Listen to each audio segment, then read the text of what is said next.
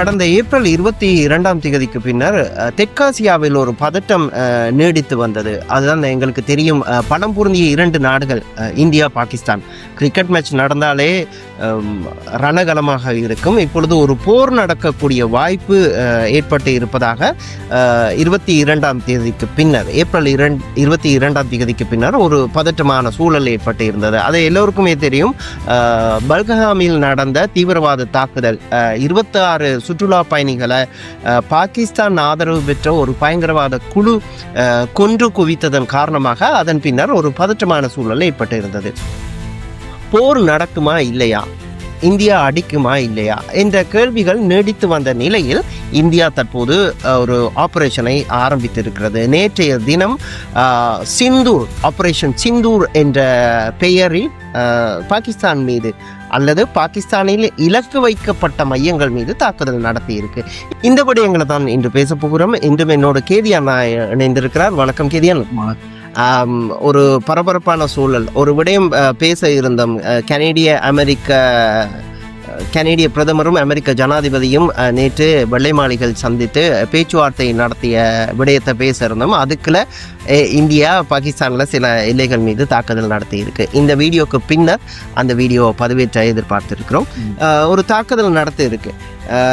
April 22 பின்னர் ஏராளமானவருக்கு ஒரு கேள்வி இருந்தது, இந்தியா அடிக்குமா அடிக்காதா அப்படின்னு சொல்லி.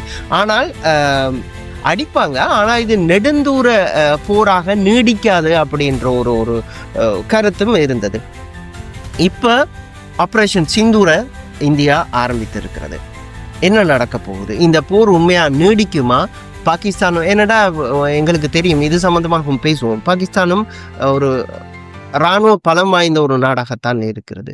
ஆகவே இந்தியா இப்பொழுது ஒரு தாக்குதலை நடத்தி இருப்பது தெற்காசியாவில் ஒரு பதட்டத்தை ஏற்படுத்தி இருக்கிறது. போர் நீளுமா, இல்ல இதை அடிச்சதோட பாகிஸ்தானும் பேசாம இருந்துருமா, இல்ல நாங்க ஒரு பிழைய செய்துட்டோம், இதுக்கான பாகிஸ்தானின் பதிலடி எப்படி இருக்கும்?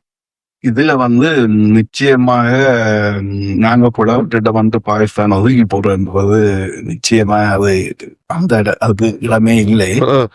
ஏனென்று சொன்னால் பாகிஸ்தான் ஆல்ரெடி அதை கடுமையாக மறுத்து வருகிறது. வளமை போல பொய் சொல்வதில் அவர்கள் வல்லவர்கள். அங்க என்னன்னு சொல்றது, அறிவியல் ரீதியாக போகும் இன்டெலிஜென்ட் பாயிண்ட் ஆஃப் வியூல நிச்சயமாக பாகிஸ்தான் செய்திருக்கு.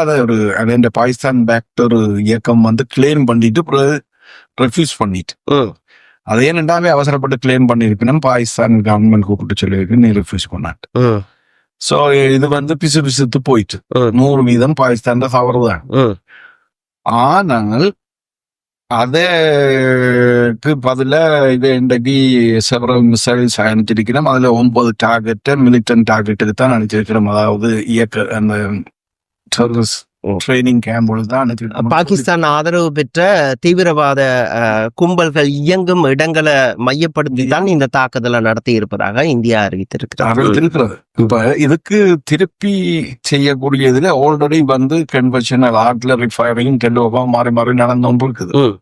இதுல இப்ப கேள்வி என்னன்னா, இந்த நியூக்ளியர் டிஃபென்ஸ் உள்ள 2 நாடும் இதுல லாங் வார்ல போக வேண்டி வருமா இல்லையாண்டா, நிச்சயமாக இந்தியா கடைசி வரையும் லாங் வார் இப்ப விரும்ப மாட்டது. முதலே அவ இப்ப 2 கிழமையா கதைச்சோண்டு இருந்தவ, நான் வி வில் ரிட்டாலியேட், ஆனா ஸ்ட்ராட்டஜிக்கலி அந்த டு த கீ பாயிண்ட் நாங்க செய்வோம். என்ன செய்வோம்ன்றதை நான் பொறுத்திருந்தா நீங்க பார்க்கணும். ஆனா இந்த அறிவிப்புகள் வரும்போது பாகிஸ்தானும் சொல்லி இருந்தது, நாங்க அடிச்சா கை வச்சா நாங்களும் எதிர்வினை ஆற்றுவோம் என்று சொல்லி. அப்ப இது ஒரு போரா நீடிக்கிறதுக்கான வாய்ப்புகள் இருக்கிறதா பார்க்க முடியும் தானே? நிச்சயமா போர் வந்துதான் போகும். லாங் டேர்ம் போர்ன்றது 6 மாசம் 1 வருஷம் படுறது. அந்த அளவுக்கு தாக்கு பிடிக்கும் சக்தி இன்றைக்கு பாகிஸ்தானுக்கு இல்லை. ஆனா இந்தியா பாகிஸ்தானுக்கு ஏன் இல்லைன்னு சொன்னா, நீங்க 10 வருஷத்துக்கு முதல் பாத்தீங்கன்னா, கிட்டத்தட்ட 10 years 12 years முதல் பாத்தீங்கன்னா, பாகிஸ்தானுக்கு உலகளாவிய மேற்குலகின்ற இருந்த ஆதரவு இன்றைக்கு 3-1 இல்ல வந்துட்டு. அது மட்டும் இல்ல, அந்த ஆதரவு குறைஞ்சி ஒன்று போயிருக்க அந்த மேற்குலகத்தின் அட்வர்சரியோட இவ கை குலுக்கி ஏனென்றா இவைக்கு வேற வழி இல்லை. இவை ஒரு ஒழுங்கான ஒரு உற்பத்தி நோக்கத்துல இப்ப 60 வருஷம் இந்தியா மாதிரி போயிருந்திருந்தா இவ எங்கேயோ வந்திருக்கு. இவ மிலிட்டரி ஸ்ட்ராட்டஜி அடுத்தது இந்த காசை வேண்டி கொண்டு பிட்ரேட் பண்ற நாடுகளுக்கான தொழிலை செய்து கொண்டிருந்ததால இவையால ஒன்று செய்யலாம். இப்ப இன்றைக்கு வெஸ்டின் ஆதரவு இழந்தவுடனே சைனாவோட போய் கை குலுக்கினா அந்த 1/3 ஆதரவும் மனப்பூர்வமா கிடைக்குமோன்ற சந்தேகத்துக்குரிய போய் சும்மா ஒரு பேச்சளவில் தான் இந்தியாவை சொல்லி நம்ம அடிக்காத நிப்பாட்டு உங்களுக்கு சாங்ஷன் தருவோம் அங்கே இருந்து. இன்றைக்கு அமெரிக்கா இருக்கிற நிலப்பாடு என்றைக்குமே இருந்தது. வடிவே நீங்க யோசிச்சு பாத்தீங்கன்னா அமெரிக்காவை சுத்தி அட்வர்சரி ஈயூவே அட்வர்சரி அவருக்கு ஒரு கட்டத்துக்கு வந்துட்டு இந்த நேரத்துல யுனைடெட் ஸ்டேட் என்ற ஒரு நாடுதான் அதாலதான் இந்தியாவை நிறுத்த முடியும். அந்த நாடு முதலே அடிக்காத என்று சொல்லி இருக்கு. ஆனா தவற அமெரிக்காவும் உணர்ந்திருக்கு, வெளிப்படையா சொல்லாட்டி. ஆனா அந்த 2 கிழமையும் ஒரு ஸ்ட்ராட்டஜிக்கல் ஐடியாலஜி எடுத்துக்கொண்டிருக்க இன்டர்நேஷனல் நார்ம்ஸை கண்டுபிடிக்கிறத தான் வெயிட் பண்ணுவேன். நாங்கள் ஒரு சின்ன ஒரு பனிஷ்மெண்ட் கொடுக்கறத உலக நாடுகள் பெரிய அளவில் கண்டுகொள்ளாதுன்றதை இந்தியா வந்துதான் அடிச்சிருக்கு. ஆனா இப்ப உலகத்துல இந்தியாவை எடுத்துக்கொண்டால் 4வது இராணுவ பலம் பொருந்திய ஒரு நாடாக இருக்கிறது. பாகிஸ்தான் 12வது இடத்துல இருக்கிறது. பெட்டாலியன்ஸை பார்த்தா, இராணுவத்தினரை பார்த்தா பாகிஸ்தானுக்கு 6.5 லட்சம் இராணுவ வீரர்கள் தங்களது பாதுகாப்பு படையில இருக்கிறாங்க. ஆனா அதுல 3 மடங்கு, கிட்டத்தட்ட 3 மடங்கு படையினர் இந்தியா வசம் இருக்கிறாங்க. இந்த நிலையில எப்படி பாகிஸ்தான் இல்ல நாங்க அடிச்சா நாங்க பதிலடி ஒன்று கொடுப்போம் அப்படின்ற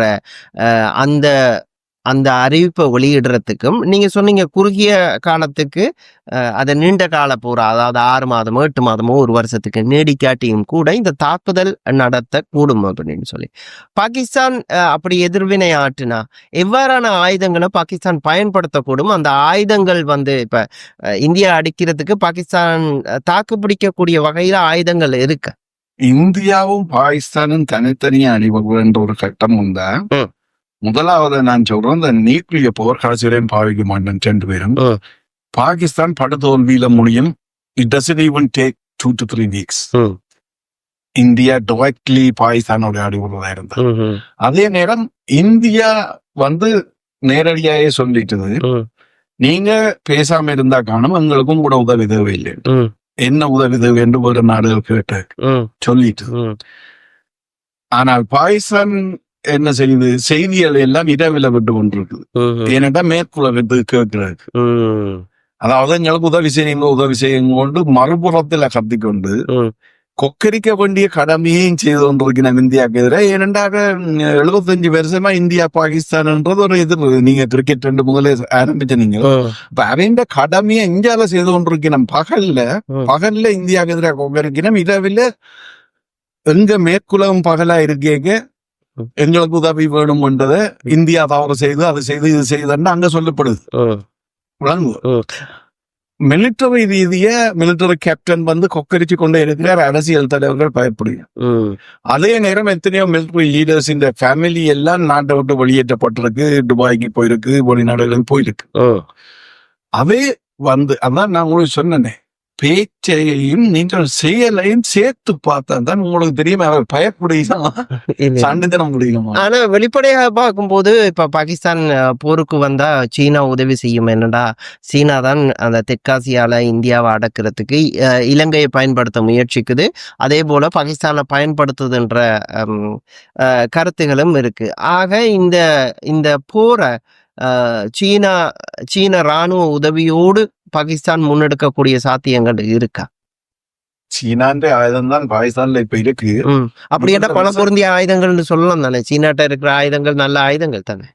அதுக்கு பலம் பொருந்திய ஆயுதங்கள் என்ன பொறுத்தவரை மீடியா லெவல்ல தான் அது பலம் பொருந்திய ஆயுதங்கள்.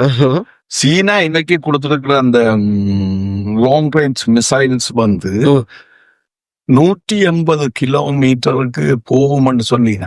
ஆனா அது அந்த கைடட் என்று சொல்ற கேமரா கைடட்ன்றது இல்ல விஷன்ன்றது 100 கிலோமீட்டருக்கு தான் So how will it work? இப்ப வந்து 180 கிலோமீட்டர் போற மிசைலுக்கு 200 கிலோமீட்டருக்குரிய அந்த மிஷன் இருக்குதுன்னு சொன்னா, அந்த டார்கெட்டை லொக்கேட் பண்ற சக்தி இருக்குன்னு சொன்னா அது positive. But this is right opposite. இது ஒரு ஒரு விளம்பரம் ஞாபகத்துக்கு வருகிறது. பொதுவா தெற்காசிய நாடுகள்ல நான் இலங்கையில இருக்கும்போது இந்த பைக்ஸ்க்கு வந்து மைலேஜ் கொடுப்பாங்க. மோட்டார் பைக்குக்கு வந்து மைலேஜ் கொடுப்பாங்க. லிட்டருக்கு வந்து 65 கிலோமீட்டர் ஓடும்னு சொல்லி. ஆனா நாங்க எடுத்து ஓடி பார்த்தா தான் தெரியும் அது ஒரு 45-50 தாண்டதே மிகப்பெரிய விஷயமாக இருக்கு. அரவாசியில ஆலமரத்துக்கு அதே கதிதான் மிசைல் வலிக்கிட்டும் 100 கிலோமீட்டர் தாண்டோம்னா அந்த மிசைலுக்கு எங்க போறோம்னு தெரியும். சோ அதைக்கு அந்த 150 கிலோமீட்டர் ரேஞ்ச் மிசைல் சைனா கொடுக்க அதுக்குரிய கோஆர்டினேஷனை சைனா கொடுக்கவில்லை என்று சொன்னா வெறும் வெத்துப்பட்டு தானே வித்திருக்கு பாகிஸ்தானுக்கு. இப்ப இவ கேட்கினான் நீங்க வந்து 8th ஜெனரேஷன் இதை தாங்க ஏன் கேட்கினான் அதை தாங்கள் முதலாவது செய்து பிழைச்சது எல்லாத்தையும் டெஸ்பரேட்ல இருந்த பாகிஸ்தான் வாஸ் டெஸ்பரேட். இந்தியாவோட சண்டைத்தனம் விட்டு இப்ப அமெரிக்கா எல்லாத்தோடும் தோத்து போய் வறுமையின் கொடுமையோட ஆயுதமும் வறுமையா போயிருக்கிற கட்டத்துல சைனாட்ட போய் நிக்க சைனா அப்படியே தம்பி ஏத்துற பட்டியல் எல்லாம். இது உதாரணம் சொன்னால் இப்ப ஐபோன் 15 Pro Max வந்து இருக்கும் போது ஐபோன் 7 பாகிஸ்தானுக்கு கொடுத்துட்டு பாகிஸ்தான் சொல்றது என்னட்டே ஐபோன் இருக்கு அப்படின்னு. ஐபோன் இருக்கு it's going to work like a pro. No way, right? அப்ப அவே ஆயுதத்தை தாண்டி ரெண்டாவது நீங்க ஒரு கேள்வி கேட்டீங்க. ஓகே சைனா பேக்கப் பண்ணலாம் பக்கத்துல bordering country China has all the capacity to bring the arms to the Pakistan for sure. பின்பக்கத்தால கொண்டாந்து கொடுக்கலாம். ஆனால் இதே நிலைமை இலங்கையில செய்தது இந்தியாவுக்கு எதிராக சைனான்னு சொன்னது 2008, 7, 8, 9. அதுக்கு பிறகு சைனா எங்க நிக்குது? சைனா வந்து இப்ப இந்த இன்டர்நேஷனல் ப்ரெஷரை எப்படி எடுக்கிறன்னு தெரியாம தவிச்சு கொண்டு 2009க்கு 2025க்கு முடியல சைனாண்ட நிலப்பாடு எங்கேயோ மாறிச்சு. ஒரு நிலப்பாடு வந்து மற்ற லடாக்ல வந்துட்டு இந்த முறை பாடம் படுத்தி தான் போகணுங்க. இந்த முறை வந்து பேக் அவுட் பண்ண வேண்டிய ஒரு நிலைமை தான் வந்து அது நடந்து 2 வருஷத்துக்கு பிறகு சைனா என்னன்னு கீழே போயிடுச்சு. அதாவது வந்து கீழே போனதுன்றது ஆயுதத்தாலி ஒன்றாலும் கீழே போயில்லை, ஸ்ட்ராட்டஜிக்கல் லெவல்ல நிச்சயமாக ஒரு என்றது அந்த பவர்ன்றது கீழே இருக்கு. இந்த நேரத்துல பாகிஸ்தானுக்கு ஓப்பனா போய் ஸ்டேட் ஆஃப் த ஆர்ட்ஸ் ஆயுதங்களை எல்லாம் கொடுக்குறது நடக்காது. இல்ல அது தெரியும். நேரடியாக அந்த யுத்தத்தில் பங்கு கொள்ள ஒரு நாளுமே சீனா முன் வராது என்ற விடயம் உறுதியாக தெரிகிறது. காரணம் இது வந்து தேவையில்லாத பிரச்சனையாகத்தான் சீனாவுக்கு இருக்கும். நிச்சயமாக அது இருக்கும்.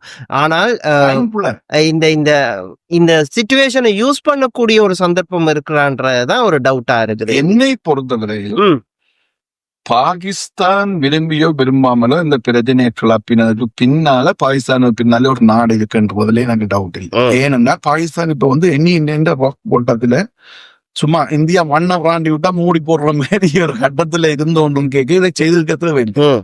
ஆனால் கடமைப்பாடுகள் இருக்கல்லோ, தொடர்ச்சியான கடன் வேண்டலும் கடமைப்பாடுகளும் அந்த நாடுகள் உங்களை வந்து உங்களுக்கே தெரியுது இது தேவையில்லா வேலைன்ற கட்டத்திலும் செய்யப்படும். ஏன்னு சொன்னா இப்ப சைனா பொறுத்தவரையில இப்ப இருக்கிற பிரச்சனைய ரீஜனல்ல வேற ரீஜனல்ல டென்ஷனை கிளப்பி விட்டா தங்கட பிரச்சனையில ஸ்மூமா பார்க்கலாம்ன்ற ஒரு கட்டவும் வரலாம். அப்ப பாகிஸ்தான் இந்த நேரத்துல இதை செய்விக்க வேண்டிய எந்த வித அவசியம் இல்லை. அதுல ஒரே ஒரு விஷயம், அந்த இயக்கம் பாகிஸ்தான் கட்டுப்பாட்டுக்குள்ள இல்லாமல் போய் செய்திருந்தால் அது வந்து 100க்கு 1% சான்ஸும் இல்லை பாகிஸ்தான் கட்டுப்பாட்டுக்கு செய்யப்பட்டு. மற்றும்படி பாகிஸ்தான் கூட ஹை ப்ரெஷர் ஃப்ரம் சம் என்னன்னு சொல்றேன் நக்குண்டார் நாவலர் பிரச்சனையில மாட்டித்தான் இது செய்யப்பட்டிருக்கேன்னு தெரியுது. ஆனா இந்த 2 கிழமையும் பாகிஸ்தான் அங்க ஸ்போக் பர்சன் அரசியல் கருத்துக்களை பார்த்தா நடுங்கி கொண்டு வீரம் பேசுற மாதிரி தான் என்ன தெரியும். அப்ப யாரும் உறக்கி விட்டுருக்கு பிரச்சனையை மடிமையா தெரியுது. ஆனால் அந்த இப்ப பாகிஸ்தான் இந்தியாவுக்கு எதிராக இந்தியா தாக்குதல் நடத்தினால் நாங்கள் பதிலடி கொடுப்போம்ன்றத வந்து நீங்க சொல்ல மாதிரி உள்ள நடுங்கி கொண்டு சொன்னாலும் கூட ஒரு கேள்வி இருக்கு. பாகிஸ்தான்கிட்ட சொல்லப்படுற அந்த ராணுவ பலத்துல ஆயுதங்களை எடுத்துக்கொண்டா பேலிஸ்டிக் மிசைல்ஸை வந்து பாவிக்கக்கூடிய வாய்ப்புகள் இருக்கு. அடிப்பாங்க, அவங்க இதை வச்சிருக்கிறாங்க, பாலிஸ்டிக் மிசைல்ஸை வச்சிருக்கிறாங்க, இந்தியாவுக்கு அடிப்பாங்களா என்ற ஒரு கேள்விதான் இருக்கிறது. அந்த பாலிஸ்டிக் மிசைல்ஸ் பாவித்து இந்தியா மீதான தாக்குதல் நடத்துவதற்கான வாய்ப்புகள் இருக்கா? அப்படி இல்லாட்டி இந்த இந்த நெடுந்தூர இப்ப இந்தியா ஒருக்க அடிச்சிட்டுது. இந்தியா நீங்க சொன்ன மாதிரி சில இலக்கு வைக்கப்பட்ட தீவிரவாதிகள் இங்க பதுங்கி இருக்கிறாங்க, அவங்களோட டார்கெட்ஸை நாங்க எய்ம் பண்ணி அடிக்கிறோம்னு சொல்லி அடிச்சிருக்கிறாங்க. இத சமரசம் செய்து ஒரு இல்ல போர் வேண்டாம், உடனடியாக இந்த போரை நிப்பாட்டுங்க அப்படின்னு சொல்ற அளவுக்கு எந்த ஒரு நாடும் முன் வருமா என்ற ஒரு சந்தேகம் இருக்குது. ஆனா இந்த பிரச்சனை வந்த உடனே ஈரான் ஒரு விஷயத்த சொன்னது, மத்தியஸ்தம் செய்ய நாங்க தயார். பாகிஸ்தான், ஈரான் தான் சரியான நாடாக இருக்கும். காரணம், இந்த பொருளாதார ரீதியாக இந்தியாவோடும் சில கொடுக்கல் வாங்கல்களை வந்து ஈரான் செய்திருந்தது. ஆகவே மத்தியஸ்தம் செய்யக்கூடிய நாடாக ஈரான் இருக்கிறது.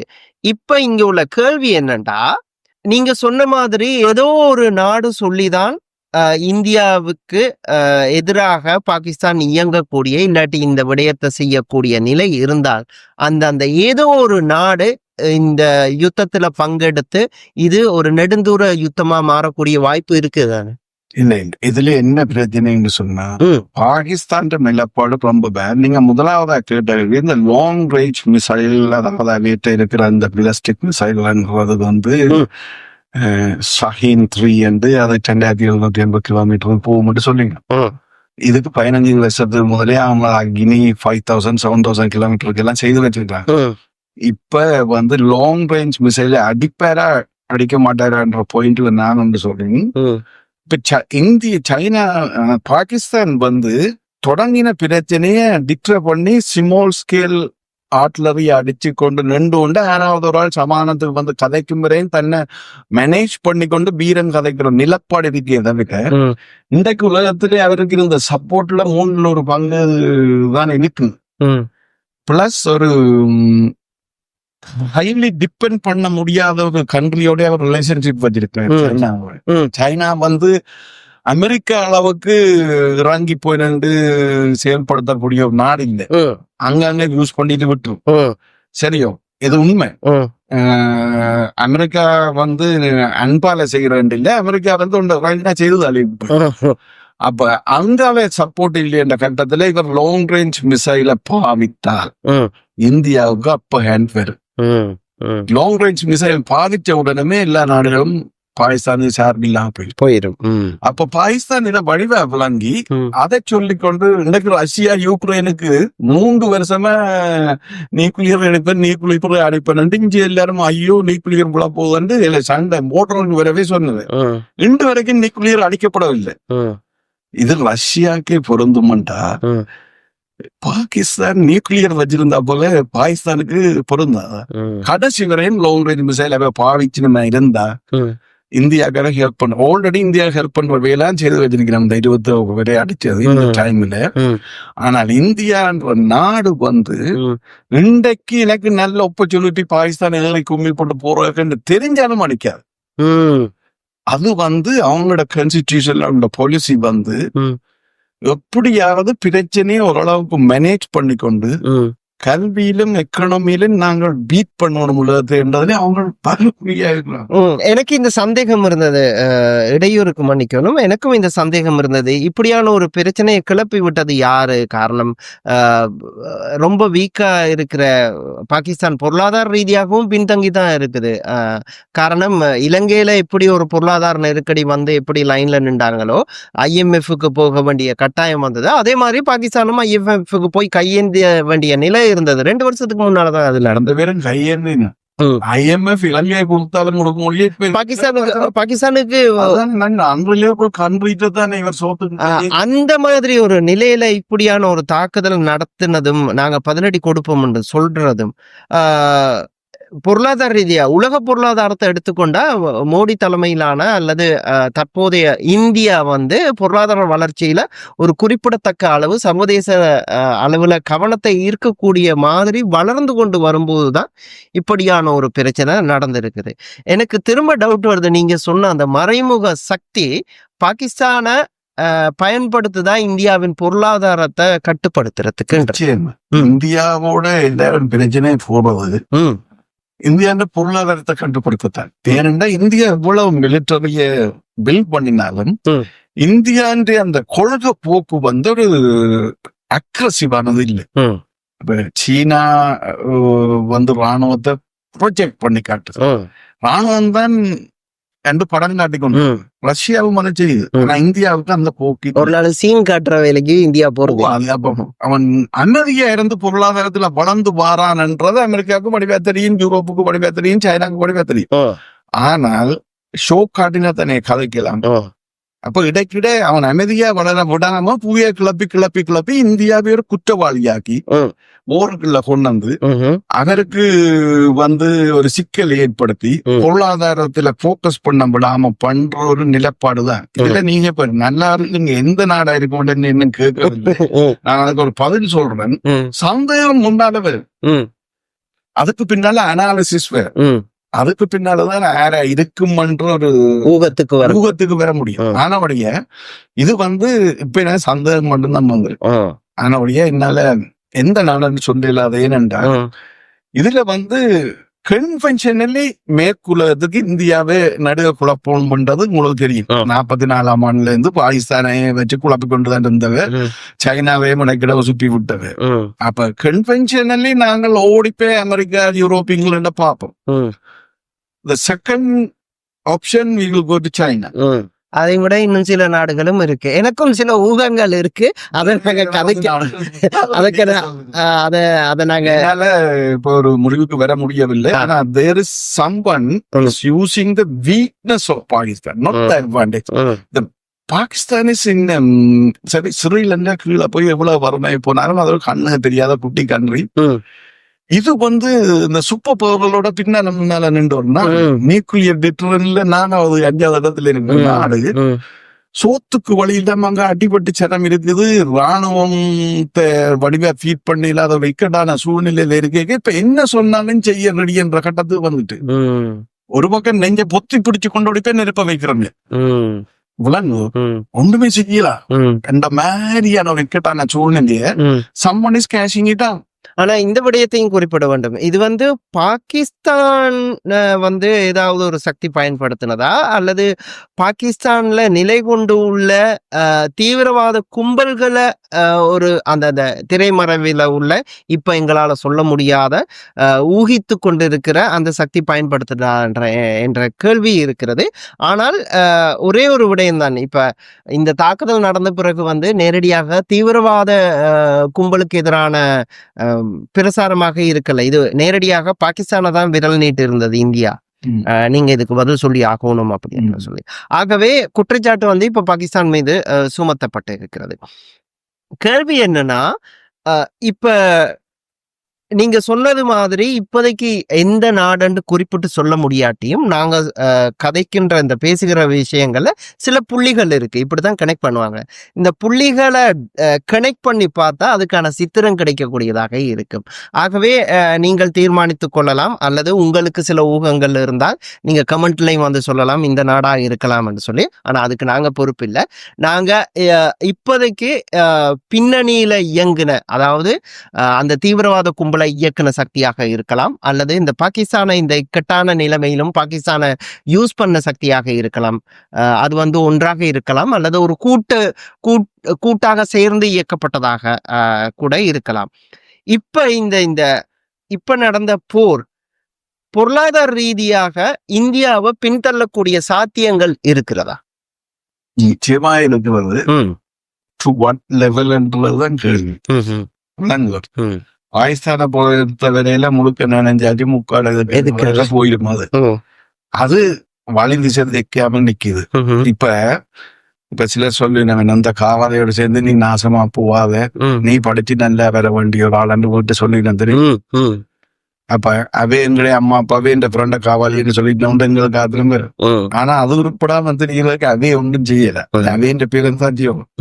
அட்லீஸ்ட் நாங்க வந்து எங்கட புள்ளைய வந்து ஒழுங்கா இருக்கிற புள்ளைய படிப்பிச்சு கொண்டு பண்ற ஒரு கட்டம். இப்ப சும்மா வளர்ந்து வர கல்வியை நம்பி வளர்ந்து வந்து கொண்டிருக்கிற ஒரு இந்தியாவுக்கு எந்தவித ஆயுதம் வித்தோ கிளச்சோ இண்டஸ்ட்ரியை அனுப்பியோ இந்தியா மோஸ்ட்லி எடுகேஷனை நம்பி வளர்ந்து வரன்றது ஒரு நல்ல விஷயம் என்னன்னா எடுகேஷனால ஒருத்தன் வளர்ந்து வரான்டா நான் நேர் வழியெல்லாம் போய் கொண்டிருப்பேன் இல்லையோ அந்த நாட்டுக்கு வந்த புற்றுநோய் தான் பாகிஸ்தான் ரைட் அந்த புற்றுநோய் பாகிஸ்தான் அந்த பாகிஸ்தானை அங்க உடைச்சு விட்டுட்டு பிரிட்டன் போயக்கியே பிரிட்டனுக்கு முதலே தெரியாது 200 வருஷம் ஆண்ட பிரித்தானியாவுக்கு தெரியாதா இந்தியா இப்படிப்பட்ட அறிவியல் சிந்தனையோட இருக்குன்ட்டு அவங்க படிச்சிருப்பாங்க தானே நீங்க அந்த என்ன ஏடு வாசிக்கிறதுலயே ஜெர்மனி எவ்வளவு ஏட்டு எடுத்துக்கொண்டே செலுத்துதுன்னு சொல்றாங்க 4500 வருஷத்துக்கு முதல் அணு ஆயுதம் போல்டன் நட்டு இல்லாத காலத்துல நாங்க முந்தி காய்ச்சினாங்க அட்டம் பொம்மை செய்ததுக்கான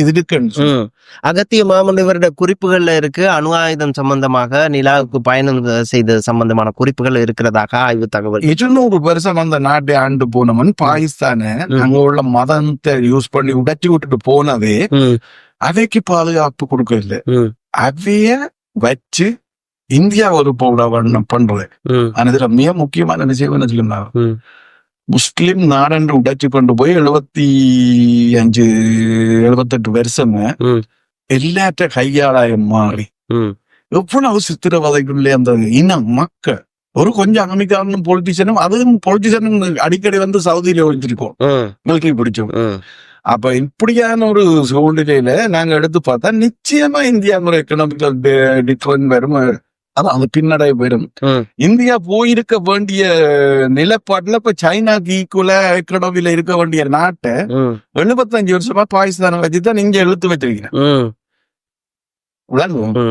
ஆனா அப்படியே நிச்சயமா பாதிப்பு பெறும் ஆனா எந்த லெவல்ல வரும்ன்றது அங்க இந்திய அரசியல்வாதிகள் எடுக்கிற முடிவை பொறுத்தது மற்றது இன்றைக்கு உலகம் இருக்கிற நிலப்பாட்டில நெக்ஸ்ட் 2 இயர்ஸுக்கு மேற்கு உலகம் அமைதி அடைய முடியாது மேபி 4 இயர்ஸ் அமைதி அடையாத முடியாத நிலையில இருக்கிற வழிய இந்தியா செய்யற அந்த ஆக்ரோஷமான அட்டாக் எதுவும் செய்தாலும் அதுக்குரிய எக்கனாமிக்கல் டிப்ரெஷன் 10% முந்தி வந்திருக்குமாண்டா இப்ப 2% தான் பேர் ஏனென்றா இந்தியான்ற எக்கனாமிக் டிப்ரெஸ் பண்றதுக்கான அதிகாரத்துக்குரிய நாடுகள் இன்றைக்கு ஸ்திரத்தன்மை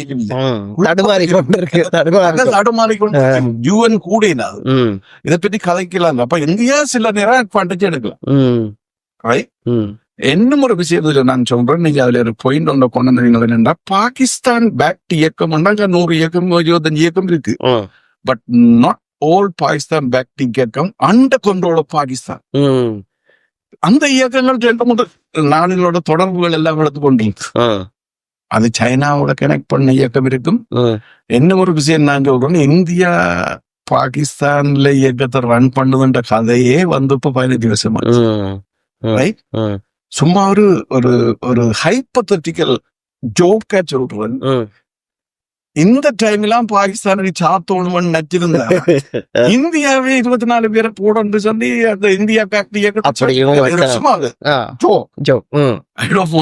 make a statement it's possibility now அந்த சும்மா இப்படி நடந்திருக்கலாம் கதைச்சா இது சொல்லலாம் இந்தியா பேக்ட் பாகிஸ்தான் இயக்கம் இருக்கு இது எப்படியோ பாகிஸ்தான் ஆதரவு பெற்ற ஒரு தீவிரவாத கும்பல் பகல்காமில் நடத்திய ஒரு கொடூரமான தாக்குதலுக்கு பதிலடியாக இந்தியா தற்போது ஆபரேஷன் சிந்தூரை ஆரம்பித்து பயங்கரவாத முகாம்களை குறிவைத்து தாக்குதல் நடத்தி இருப்பதாகத்தான் செய்திகள் வெளிவந்திருக்கிற இந்த செய்திகளை நீங்கள் எல்லா ஊடகங்களிலும் பார்க்கக்கூடியதாக இருக்கிறது.